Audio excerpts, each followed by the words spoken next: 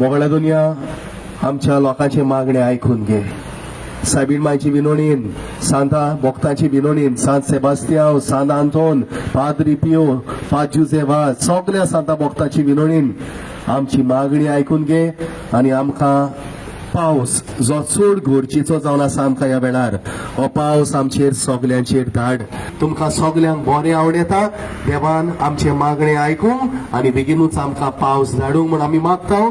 आनी बिस्म साहेबान आमकां सगल्यांक उलो केला फाल्यांच्या दिसा. फाल्यां ह्या म्हयन्याची 21 तारीख पावसा पासत आमी मागोंक जाय. सगळ्या मिसांचेर सांगला पावसा पासत आमी मागोंक जाय. म्हणटकूच आमच्या मिसारूय आमी पावसा पासत मागतले.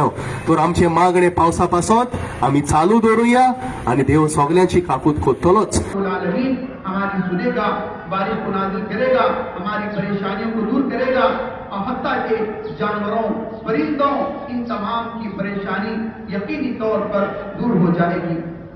अल्लाह के नबी सल्लल्लाहु अलैहि वसल्लम ने फरमाया कि अगर कोई अपने माल की ज़कात को अदा नहीं करता तो अल्लाह रब्बुल आलमीन आसमान से क़तरात को, बारिश को रोक लेता है.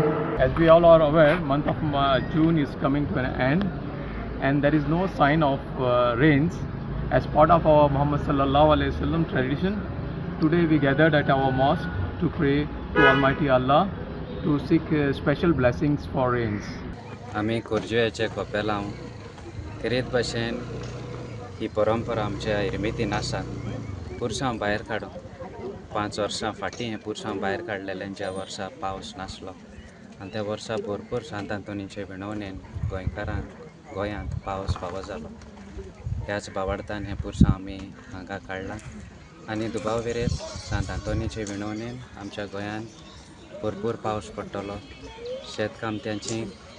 शेतकामत्यांचो वावर सुपोट जातलो आनी आमचे ही उदकाची गरज सगल्यांक फावो तितली मेळटली म्हणून आमकां आशा आनी बावाड.